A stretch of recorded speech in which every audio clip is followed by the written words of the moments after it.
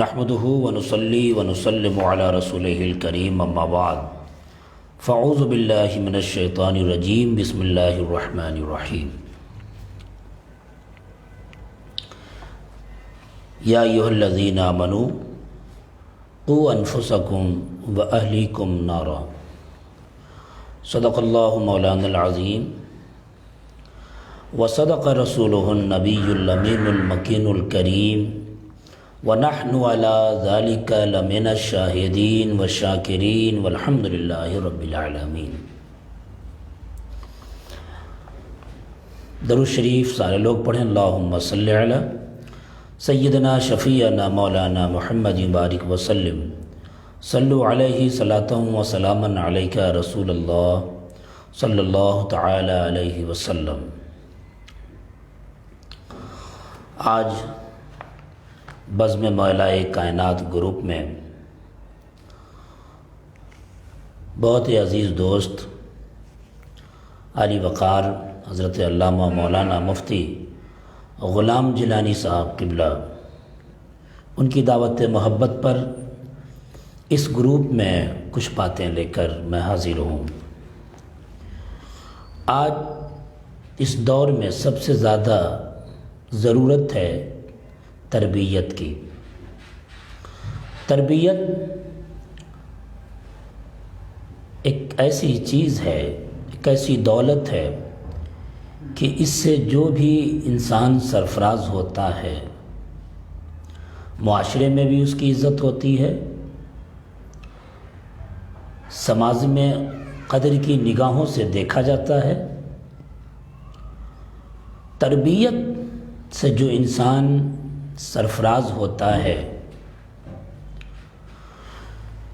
اس کے پاس حسن اخلاق کی بھی دولت ہوتی ہے۔ تربیت سے جو انسان مالا مال ہوتا ہے وہ ماں باپ کی نگاہوں میں بھی ایک عظیم لاجواب بن کے رہتا ہے، معتبر رہتا ہے۔ جس انسان کے پاس بھی، چاہے وہ لڑکا ہو یا لڑکی ہو، اگر اس کے پاس تربیت کی، تہذیب کی دولت ہے تو پھر وہ انسان اپنے اساتذہ کی نگاہ میں بھی معتبر ہوتا ہے۔ اگر تربیت کی دولت نہیں ہے تو معلوم ہے سماج میں اس کی کوئی عزت نہیں ہوگی۔ اگر تربیت سے اپنے آل اولاد کی زندگی کو مالا مال نہیں کیا گیا، مہذب نہیں کیا گیا تو پھر آپ بھی خون کے آنسو روئیں گے۔ آج ایسے وقت میں، ایسے حالات میں ہم نے جو موضوع بنایا ہے وہ ہے اولاد کی تربیت۔ مذہب اسلام تربیت پہ کتنا زور دیتا ہے۔ اسلامیات لوگ پڑھیں، دینیات کو لوگ پڑھیں۔ آج اتنی فرصت نہیں کہ اسلامیات کو پڑھیں بیٹھ کر، دینیات کو پڑھیں ہم، آج ہمیں اتنی فرصت نہیں ہے۔ حالانکہ وقت موبائل کی دنیا میں صرف کرتے ہیں، لیکن وہی شخص موبائل ہی کی دنیا میں جا کر اسلامیات کو سرچ نہیں کرتا کہ مذہب اسلام کیا ہمیں پیغام دیتا ہے کہ کس طرح اپنے بیٹوں کی پرورش کی جائے، کس طرح بیٹیوں کو تہذیب سے مہذب کیا جائے، کس طرح اولاد کی تربیت کی جائے۔ قرآن کریم میں اللہ نے فرمایا یا ایھا الذین آمنوا قوا انفسکم واہلیکم نارا، اے ایمان والو اپنے آپ کو بھی اور اپنے آل اولاد کو بھی جہنم سے بچاؤ۔ اللہ نے صرف یہ نہیں فرمایا کہ تم ہی، بلکہ تم اپنے آل اولاد کو بھی، اہل و عیال کو بھی جہنم سے بچاؤ۔ یعنی اولاد کی تربیت کی ذمہ داری ہمارے اور آپ کے سر رکھی گئی ہے۔ آپ اس سے بچ نہیں سکتے کہ کیا تہذیب کی سے آسنا کیا جائے، ہماری بات ہمارا بچہ سنتا ہی نہیں ہے، ہمارا بچہ ہماری بات مانتا ہی نہیں ہے۔ کیا سنایا جائے، کیا سمجھایا جائے؟ نہیں، آپ پر یہ ذمہ داری ہے، اور اگر آپ نے اپنے بچے کو تربیت کی دولت سے نہیں نوازا، اپنے بچے کی تربیت نہیں کی، آل اولاد کی تربیت نہیں کی، تو ممکن ہے کہ آپ اس کی وجہ سے جہنم میں بھی چلے جائیں۔ بہت ممکن ہے کہ آپ کے بچے، آپ کی بچیاں آپ کے لیے جہنم کا باعث بن جائیں۔ اس لیے تمامی لوگوں سے میں گزارش کروں گا کہ ساری ذمہ داریوں کے ساتھ ساتھ ایک جو بہت بڑی ذمہ داری ہم پر ہے وہ ہے آل اولاد کی تربیت۔ مذہب اسلام کتنا زور دیتا ہے۔ اچھا، قرآن کی اس آیت پر آپ ذرا غور کریں کہ اللہ نے فرمایا کہ اپنے آپ کو اور اپنے آل اولاد کو جہنم کے ایندھن ہونے سے بچاؤ، یعنی جہنم میں جانے سے بچاؤ۔ یعنی کیا مطلب؟ گناہ کرو گے جہنم طے ہے، نیکیاں نہیں کرو گے طے ہے جہنم، عذاب تمہیں ملنی ہی ملنی ہے۔ اگر تم آوارے بن کے رہے، یاد رکھو جہنم بھی اللہ نے بنایا ہے۔ تم نے شراب، جوے، تم نے تاڑی، تم نے چغلی، تم نے غیبت، تم نے بے حیائی، تم نے لونڈیا بازی، تم نے ان طرح تمام تر چیزوں کو اپنایا اور تم نے نیکیاں نہیں کی ہے، تو یاد رکھو ہم نے جہاں جنت بنائی ہے وہی ہم نے جہنم بھی بنایا ہے۔ اللہ اپنے بندوں سے کہہ رہا ہے، کتنا مہربان ہے وہ، کہہ رہا ہے میرے بندو تم اپنے آپ کو بھی اور اپنے آل اولاد کو بھی جہنمی ہونے سے بچاؤ، جہنم میں جانے سے بچاؤ۔ کیا مطلب؟ کہ ہم جو کہتے ہیں اسی پہ عمل کرو، اسلامیات پہ عمل کرو۔ حضور اکرم صلی اللہ تعالیٰ علیہ وسلم نے کیا فرمایا، اس پر غور سے دیکھو، اس پر غور کرو۔ اب آگے دیکھیں اسلام تربیت پہ کتنا زور دیتا ہے۔ ناظرین و سامعین، جو لوگ جڑ چکے ہیں وہ جڑے رہیں، فائدہ آپ ہی کا ہوگا، بہت شوق سے سنیں۔ بچہ پیدا ہوتا ہے، اس کے بعد کس طرح اس کی تربیت کی جائے، کس طرح اس کو آسمان دکھایا جائے، کس طرح اس کو اس کی زندگی کے اقبالیات کی سرخیاں دکھائی جائے، کس طرح اس کو دکھایا جائے، یہ موضوع تھوڑا سا طویل ہوگا، لیکن دیکھیں ذرا سا، میں پیدا ہونے سے پہلے اسلام کتنا تربیت پہ زور دیتا ہے۔ اسلام کا مزاج دیکھیں آپ۔ حضور اکرم صلی اللہ تعالیٰ علیہ وسلم نے ارشاد فرمایا کہ شادی جب ہو، نکاح جب کرو، تو معلوم ہے ایسی خاتون کا انتخاب کرو، ایسی خاتون کا جو دیندار ہو۔ کیوں؟ ایک وجہ یہ بھی ہے کہ عورت جب نیک ہوگی، عورت جب تہذیب یافتہ ہوگی، عورت جب دیندار ہوگی تو گھر بھی مہذب رہے گا، چونکہ اس کی آغوش میں بچے زیادہ باپ کے مقابلے میں پرورش پاتے ہیں، اسی لیے وہ بچہ مہذب ہوگا، تربیت یافتہ ہوگا۔ جب بچے تربیت یافتہ ہوں گے تو اس بچے کے ذریعے سماج بھی تربیت یافتہ ہو، سماج بھی بہتر ہو جائے گا، فضا خوشگوار محلے علاقے کی ہو جائے گی۔ کہا جاتا ہے ایک عورت اگر بہک جائے تو سماج بہک جاتا ہے، اور ایک عورت جب سنور جائے تو ایک سماج سنور جاتا ہے۔ اس لیے کہ سب سے زیادہ اس عورت کے پاس اس کے بچے رہتے ہیں، عورت کے پاس بچے رہتے ہیں۔ اسلام کا مزاج دیکھیں، آقا کریم صلی اللہ تعالیٰ علیہ وسلم نے تربیت پر اتنا زور دیا ہے کہ آقا نے فرمایا کہ جب تم شادی کرو تو جس عورت سے کرو اس عورت میں 4 چیزیں دیکھو۔ عن ابی ہریرہ قال قال النبی صلی اللہ علیہ وسلم تنکح المرأة ل4 لمالها ولحسبها ولجمالها ولدینها فاظفر بذات الدین تربت یداک۔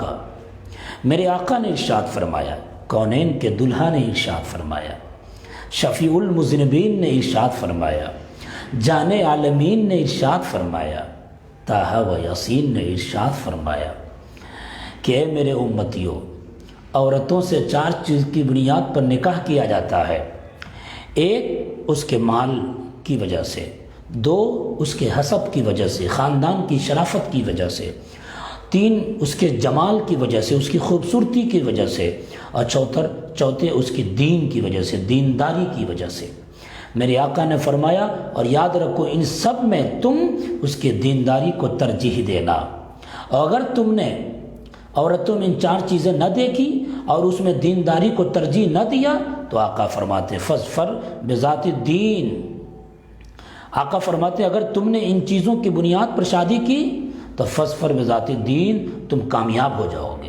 لیکن اگر تم نے ان چیزوں پہ توجہ نہ دی، صرف تم نے ایسی لڑکی کا انتخاب کیا کہ جو پیسے والی ہے، جو جہیز زیادہ لے کے آئے، جو ہمارا سپورٹ کرے، اور اس میں تم نے دینداری نہیں دیکھی، اس میں تم نے دین نہیں دیکھا، تو آقا فرماتے ہیں تربت یدا کا، کہ تمہیں ندامت کا سامنا کرنا پڑے گا، تمہیں ندامت کا سامنا کرنا پڑے گا۔ کیا خوبصورت اسلام نے درس دیا ہے کہ جب تم نکاح کرنے جاؤ تو عورت میں یہ 4 چیزیں دیکھو، اور ہاں یہ بھی یاد رکھو عورت میں تلاشنے والوں، ذرا مرد میں بھی، لڑکوں میں بھی یہ چیزیں تلاشنی چاہیے کہ دیندار ہے یا نہیں۔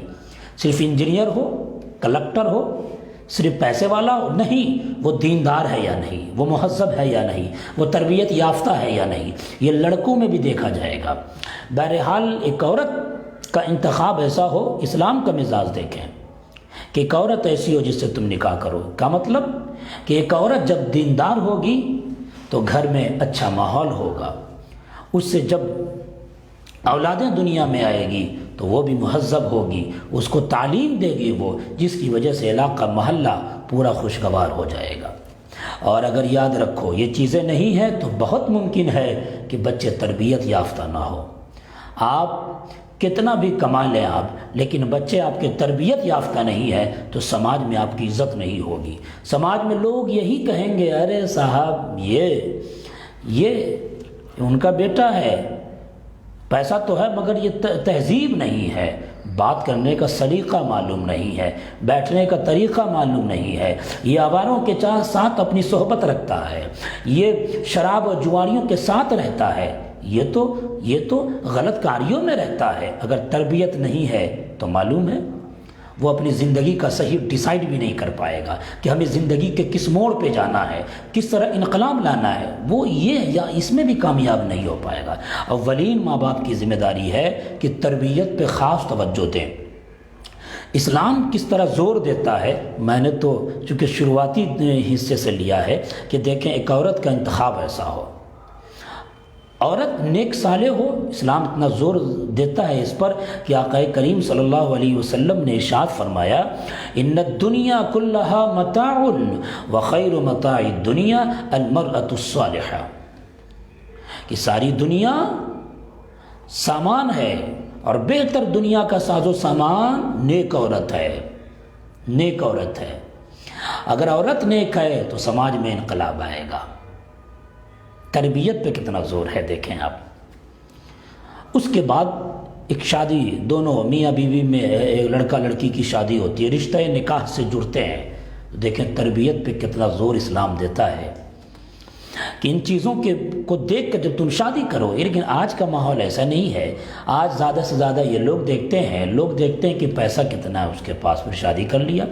لڑکی دیندار ہے یا نہیں، لڑکا دیندار ہے یا نہیں، اس کے عقائد صحیح ہیں یا نہیں، اس پر کوئی توجہ نہیں ہوتی ہے۔ حالانکہ اسلام یہ نہیں کہتا، اسلام یہ کہتا ہے یہ چیزیں دیکھو، یہ چیزیں دیکھو اور اس پر غور کرو۔ تو جیسے ہی رشتہ نکاح سے جڑتا ہے آدمی تو اس کو شوق ہوتا ہے، اس کے اندر تمنا ہوتی ہے کہ اللہ مجھے اولاد دے۔ یہاں پہ معاشرے کی اصلاح بھی میں اپنے طور سے کرنا چاہوں گا کہ لوگ جب رشتہ نکاح سے جڑے اور کچھ دن تک بال بچہ نہیں ہوا، نہ بیٹا نہ بیٹی، دونوں میں سے کسی کی دولت میسر نہیں آتی ہے، تو پتہ ہے لوگ کہتے ہیں امام صاحب دعا کر دیجئے بیٹا ہو، پیر صاحب دعا کر دیجئے بیٹی ہو، اے اللہ مجھے بیٹا عطا فرما۔ لیکن یہاں پہ مس کرتے ہیں لوگ، اللہ سے بیٹا کی دعا تو کرتے ہیں مگر بیٹا فرما بردار ہو یہ دعا نہیں کرتے، بیٹا نافرمان ہو اس کے حوالے سے کچھ نہیں، بیٹا عطا فرما۔ میں یہاں پر ایک درس دیتا چلا جاؤں قرآن کی ان آیتوں سے کہ اللہ کے نبیوں نے بھی اولاد کی تمنا کی ہے، اس لیے کہ اولاد اللہ کی بڑی نعمت ہے، اولاد زینت دنیا ہے ہمارے لیے، اولاد کی تمنا بالکل بجا ہے۔ جس کے پاس اولاد نہیں اس کی زندگی عجیب سی ہوتی ہے، تو اولاد اللہ کی جانب سے واقعی بڑی نعمت ہے۔ حضرت ابراہیم علیہ السلام کو 80 سال تک اولاد نہ ہوئی تو آپ کیا دعا کرتے تھے؟ اے اللہ مجھے اولاد دے۔ کیسی دعا تھی وہ؟ یہ دعا تھی حضرت ابراہیم علیہ السلام دعا کرتے تھے رب ہب لی من الصالحین، اے اللہ مجھے نیک اولاد عطا فرما، مجھے نیک اولاد عطا فرما۔ آج یہ کوئی دعا کرتا ہے اللہ ماشاء اللہ چھوڑ کر؟ تربیت پہ کتنا زور ہے کہ اللہ نیک اولاد عطا فرما، فرما بردار، اور ایسی اولاد عطا فرما۔ دوسری آیت میں اللہ کے پیارے نبی حضرت ابراہیم علیہ السلام دعا کرتے تھے رب اجعلنی مقیم الصلاۃ ومن ذریتی ربنا وتقبل دعا، اے اللہ ایسی اولاد ہو جو تیرے قرآن کی تلاوت کرے۔ آج معاشرے میں اولاد کی تمنا تو لوگ کرتے ہیں، اللہ سے مانگتے بھی ہیں، مگر شاذ ایسے کچھ لوگ ہوں گے جو یہ کہتے ہوں گے اللہ اولاد ہو مگر نیک صالح ہو۔ ایسی دعا کوئی نہیں کرتا، اور کرے بھی کیوں؟ چونکہ خود ہی نیک نہیں ہے تو کیوں نیک کی تمنا کرتے ہیں لوگ۔ اسلام کتنا زور دیتا ہے اولاد ہو نیک صالح ہو، اولاد ہو نمازی ہو، اولاد ہو روزے رکھنے والا ہو، اولاد ہو حج کرنے والا ہو، اولاد ہو دیندار ہو۔ اے مولا ایسی اولاد عطا فرما، اے مولا ایسی اولاد عطا فرما۔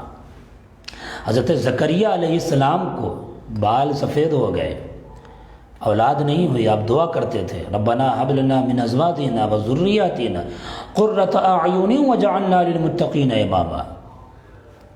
اس طرح کی بہت ساری آیتیں آپ کو ملے گی۔ تو یہ اولاد کی اللہ کی جانب سے اولاد نعمت ہے، اس کی تمنا نبیوں نے بھی کی ہے، مگر کیسی تمنا؟ اولاد ہو مگر نیک صالح ہو۔ اچھا جب اولاد کی دعا ہوتی ہے تو اولاد ہو کیسے؟ تو اس کے لیے میاں بیوی جڑتے ہیں۔ اسلام کا مزاج دیکھیں کہ جو چیز شادی سے پہلے گناہ رکھا وہی چیز شادی کے بعد ثواب کا کام رکھا۔ اگر آج کل کے یہ جو کم پڑھے لکھے یا نوجوان قسم کے جو نوجوان جو ہیں، ایسے لڑکے اگر اس بات کو غور سے دل دماغ میں سن کر بسا لیں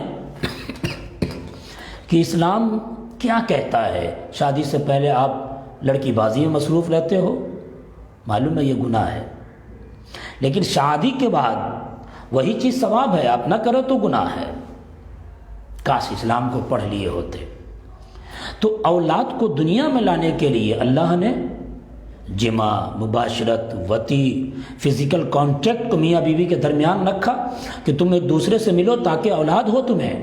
تو معلوم ہے وہاں بھی اسلام تربیت کی طرف اشارہ کرتا ہے، کہتا ہے آقا فرماتے ہیں کہ جب تم ملنے جاؤ تو ملو تو یہ دعا پڑھا کرو بسم اللہ اللہم جنبنا الشیطان وجنب الشیطان ما رزقتنا، اے اللہ ہمیں اور ہماری بیوی کو، ہم دونوں کو شیطان کے شر سے محفوظ رکھ، اور ہم دونوں کے ذریعے اے اللہ جو اولاد دنیا میں آئے گی اس اولاد کو بھی شیطان کے سر سے محفوظ رکھ۔ دیکھیں تربیت پہ زور ہے جس پر لوگ غور نہیں کرتے۔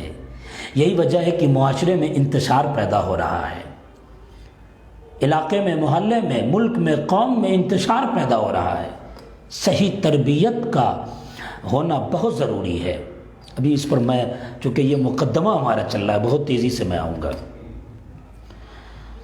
اس کا اثر بہت ضروری ہے، خاص خیال رکھنا چاہیے۔ ایسے لوگوں کو میں یہاں پہ یہ بھی پیغام دوں گا کہ اللہ کے نبی نے ارشاد فرمایا کہ یہ دعا کیا کرو کہ اللہ ہم دونوں کو شیطان کے سر سے محفوظ رکھ۔ تو کیا مطلب کہ شادی یہ شیطانی کام نہیں، حضور کی سنت ہے، تو اس میں شیطانی کا عمل نہیں ہونا چاہیے۔ شیطان اگر پریشان بھی کرنا چاہے، اپنی طرف سے کچھ کروانا چاہے تو یہ دعا کر لیا کرو، یہ دعا کیا کر لیا کرو۔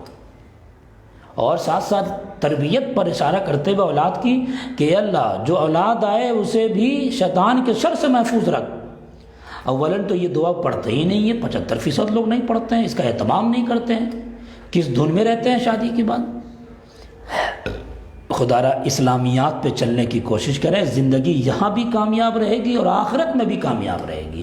ذرا سوچا ہے کہ 70 75 80 90 سال کے بعد کہاں جانا ہے، کون سی زندگی میں جانا، کبھی سوچا ہے؟ کبھی ذرا اس پر سوچ لیں سارے لوگ، تو پھر انتشار اور فتنہ اور یہ ساری چیزیں ختم ہو جائے گی، ہر شخص اپنے آپ میں نیک بخت ہو جائے گا۔ بس توجہ نہیں دیتے، اپنے نفس کا محاسبہ ہم لوگ نہیں کرتے ہیں۔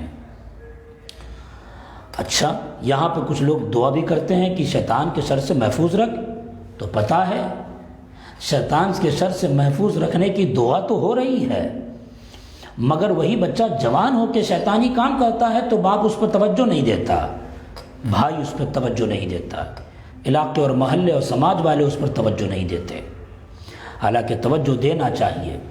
اور یہ جو آج کل ماحول بن پڑا ہے، یہ جو آج کل لوگوں کا مزاج بن گیا ہے کہ ارے وہ تو فلانواں کا بچہ ہے، غلط کام کر رہا ہے، کرنے دو، اپنا کام بن رہا ہے، عوام کہیں اور چلی جائے، یہ مزاج بن گیا ہے، وہ برباد ہو رہا، ہونے دو، ہماری بات کیا مانے گا؟ نہیں۔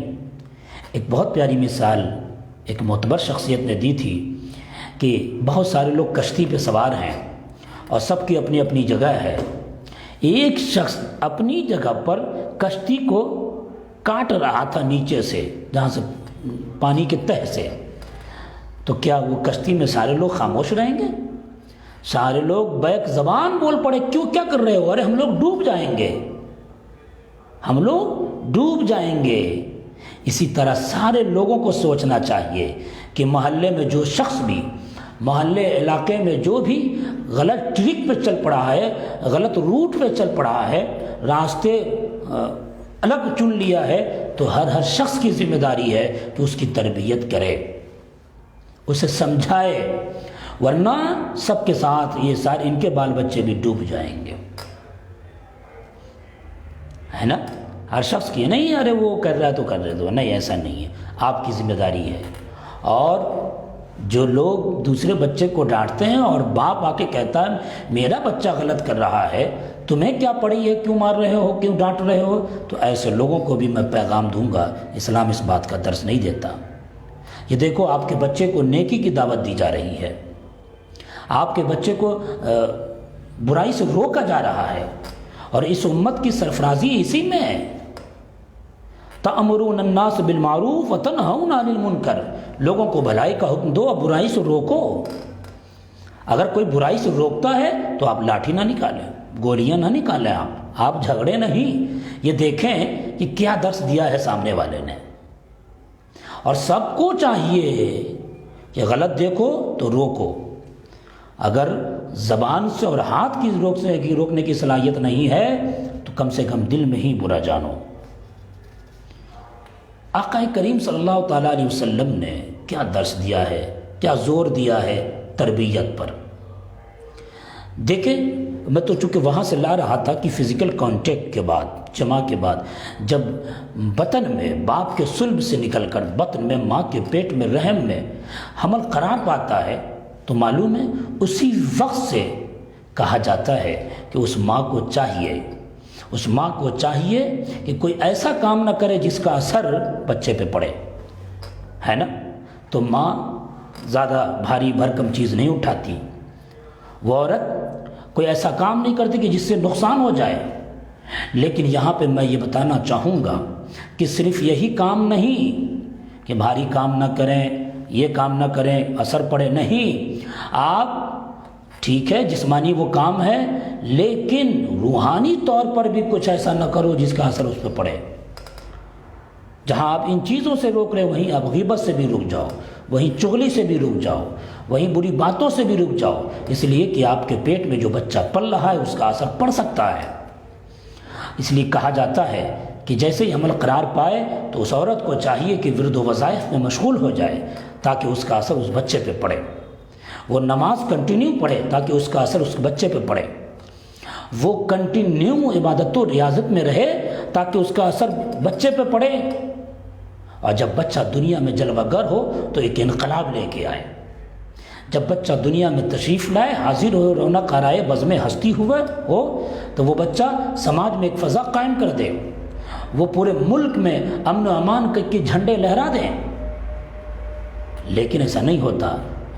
میں کہوں گا کہ جب ماں خدیجۃ الکبریٰ ہوتی ہے تب بیٹی فاطمۃ الزہرا ہوتی ہے، جب ماں حضرت فاطمہ ہوتی ہیں تو بیٹا حسنین کریمین نیرین طیبین طاہرین ہوتا ہے، جب ماں ام الخیر فاطمہ ہوتی ہے تب بیٹا عبد القادر جیلانی ہوتا ہے، جب ماں ام الورا ہوتی ہیں تب بیٹا خواجہ معین الدین حسن سنجری جیسا ہوتا ہے، جب ماں ان جیسی ہوتی ہیں، نیک صالح پارسا ہوتی ہیں، تو بیٹا بھی مخدوم سید اشرف جہانگیر سمنانی جیسا ہوتا ہے۔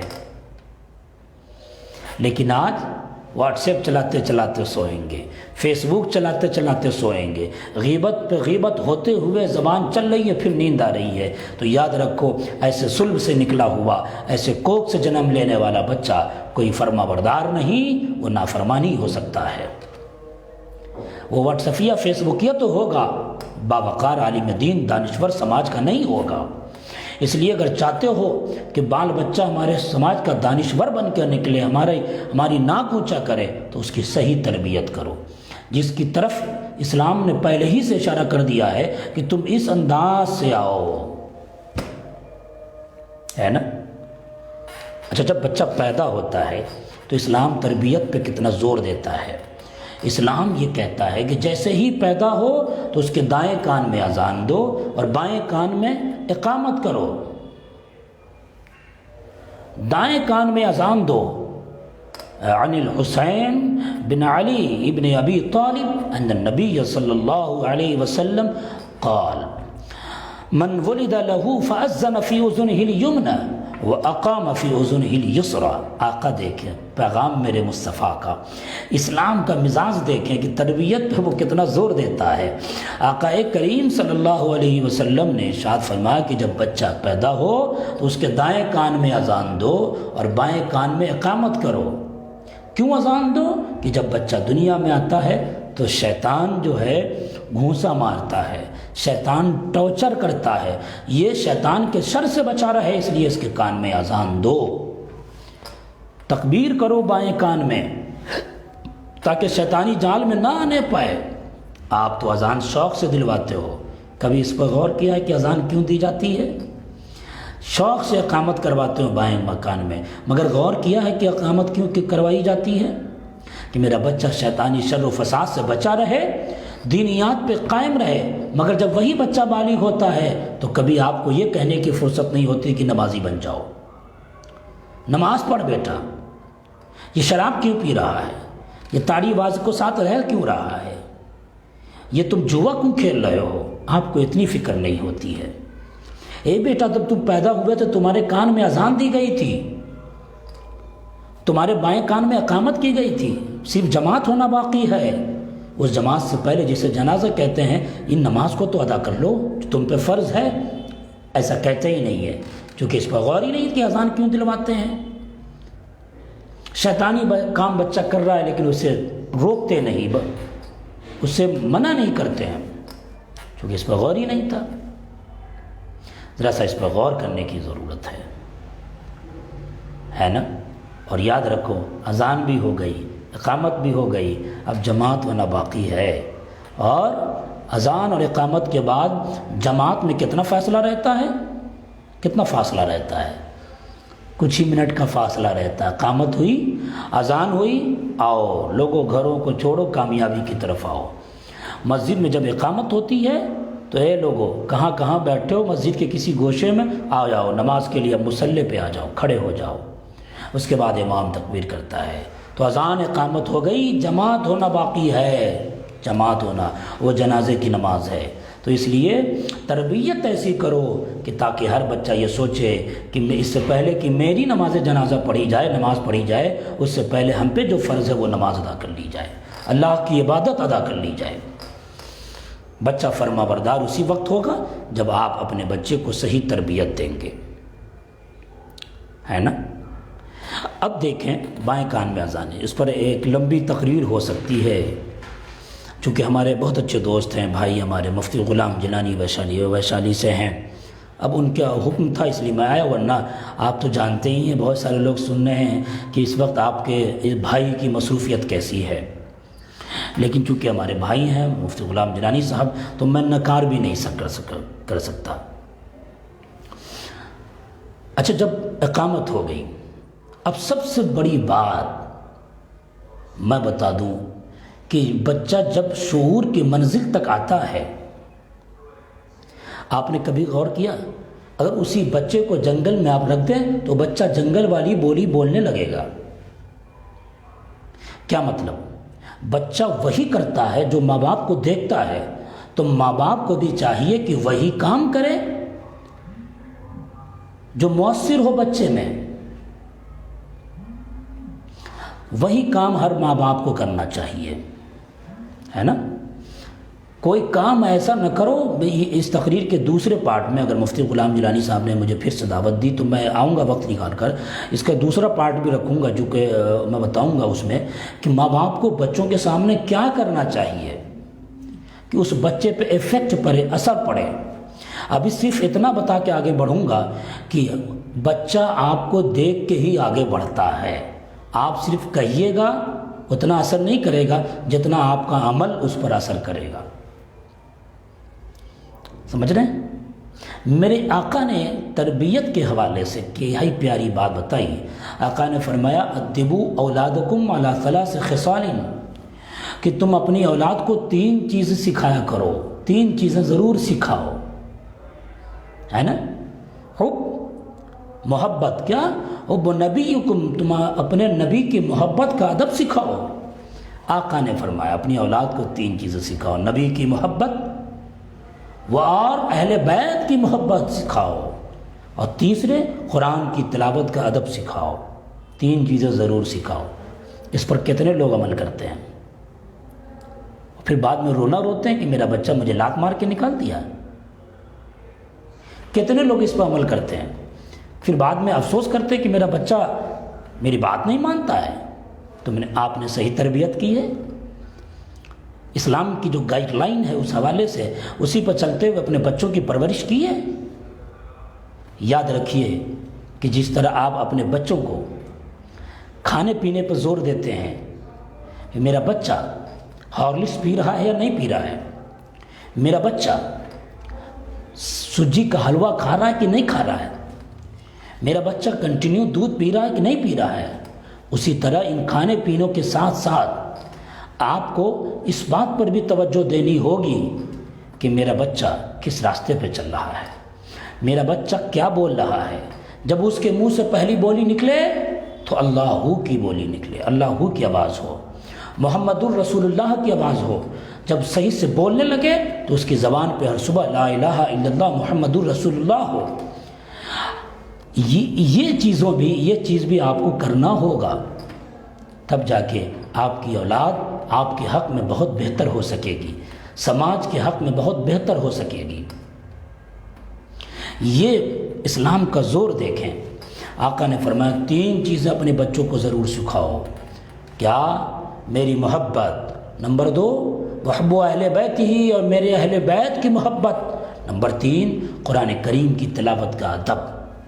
اور یہ 3 چیزوں پہ ایک دم ذرہ برابر بھی لوگوں کا عمل نہیں۔ وہ نبی سے محبت کا طریقہ نہیں سکھاتے۔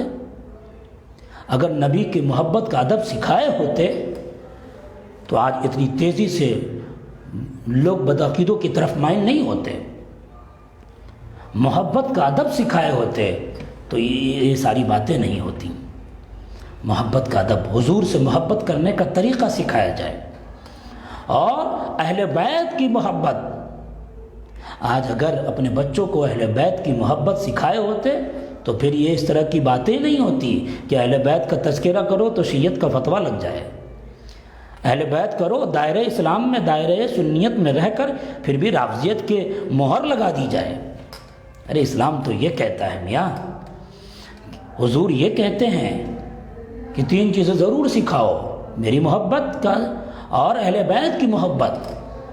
اسی میں بہت بڑی کمی ہوتی نظر آ رہی ہے۔ آج معاشرے کا عالم ایسا ہے کہ اہل بیت کسے کہتے ہیں پتہ ہی نہیں ہے، سادات کی عظمت کیا ہے یہ پتہ ہی نہیں ہے۔ میں ایک صاحب سے پوچھ دیا پنجتن کا نام بتایا تو نہیں بتا پایا۔ اہل بیت میں ائمہ کرام بھی ہوئے ہیں، ان کا نام بتا دیں، نہیں بتا پاتے ہیں۔ کچھ لوگوں نے تو یہ سمجھ لیا ہے کہ یہ سارے کے سارے لوگ شیعوں کے ہیں۔ ارے اہل بیت اہل سنت کے ہیں۔ یہ الگ بات ہے کہ کچھ لوگ ان کی محبت میں غلو کر کے شیعہ ہو گئے، رافضی ہو گئے، لیکن اہل بیت تو ہمارے ہیں نا۔ جو طریقہ جو حدود قائم کیے گئے ہیں اسی میں رہ کر اہل بیت سے محبت کی جائے۔ اگر اہل بیت کا محبت نہیں تو میں سمجھتا ہوں وہ شخص مومن بھی نہیں ہوگا۔ آقا نے یہ فرمایا، تربیت کا اثر دیکھیں روحانی کس طرح تربیت کی جا رہی ہے، اہل بیت کی محبت اور قرآن کی تلاوت کا ادب سکھاؤ۔ آج عالم ایسا ہے کہ ارے بچہ قرآن پڑھے نہ پڑھے اسکول لائن سے تعلیم دے دو، ٹھیک ہے آپ پڑھائیے، اس میں کوئی حرج کی بات نہیں، لیکن میرے آقا نے فرمایا جس کے صدقے میں کائنات بنی ہے، جن کے صدقے میں یہ ساری چیزیں ہیں، یہ شجر، یہ حجر، یہ مکان، یہ ہم، یہ جتنی چیزیں ہیں میرے نبی حضرت محمد مصطفیٰ صلی اللہ تعالی علیہ وسلم کے صدقے طفیل میں ہیں۔ اس نبی نے فرمایا ہے، میرے آقا نے فرمایا ہے کیا کہ قرآن کی تلاوت کا ادب سکھاؤ۔ آج اگر زیادہ سے زیادہ کسی کو ٹیوشن میں لگا کر بچے کو قرآن بھی پڑھواتے ہیں تو بس جیسے تیسے پڑھ لیا، ایک بار پڑھ لیا کافی ہے۔ الحمد نہ پیش کے معروف کی ادائیگی ہے، نہ مخارج کی ادائیگی ہے، نہ ترتیل ہے، نہ حسن آواز کے ساتھ اس کو پڑھنے کا جذبہ ہے، کچھ نہیں۔ حالانکہ حضور کہتے ہیں کہ تلاوت قرآن کا ادب سکھاؤ۔ یہاں پہ لوگ کمی ہے، اسلام کو پڑھتے ہی نہیں ہیں۔ اسلام بہت پیارا مذہب ہے، ذرا سا اسے پڑھیں۔ آقا نے کس طرح سے تربیت پہ زور دیا ہے، روحانی اور جسمانی دونوں طرح سے۔ آقا کریم صلی اللہ تعالیٰ علیہ وسلم نے ارشاد فرمایا کہ جب بچہ 7 سال کا ہو جائے تو اسے نماز کی دعوت دو۔ کتنا اہم ہوگا۔ 10 سال کا ہو جائے تو اسے سختی کر کے لے جاؤ مسجد کی طرف۔ اپنے بچوں کے سامنے وہی بولو تو اس کی ذات پہ اثر ہو۔ لیکن ساتھ ساتھ یہ بھی بتاتا ہوں کہ آپ اگر نمازی نہیں ہیں، آپ اگر روزے دار نہیں ہیں، روزہ نہیں رکھتے ہیں، آپ اگر استطاعت کے بعد حج نہیں کرتے، آپ مال نصاب کے بعد زکوٰۃ نہیں دیتے، آپ اگر اپنے ماں باپ کی عزت نہیں کرتے، آپ اگر اپنے بھائیوں کی قدر نہیں کرتے، آپ اگر سماج میں بڑوں کی عزت نہیں کرتے، چھوٹوں پہ شفقت نہیں کرتے، آپ اگر علماء کی عزت نہیں کرتے، آپ اگر صوفیاء کرام کی عزت نہیں کرتے، آپ اگر حضور سے بے پناہ محبت نہیں کرتے ہیں، اور پھر اگر چاہتے ہیں کہ میرا بچہ میری عزت کرے، میرا بچہ میری بے عزتی نہ کروائے، تو ایسا بہت زیادہ ممکن نہیں ہوگا۔ اس لیے کہ بچہ بات سے زیادہ عمل سے سمجھتا ہے۔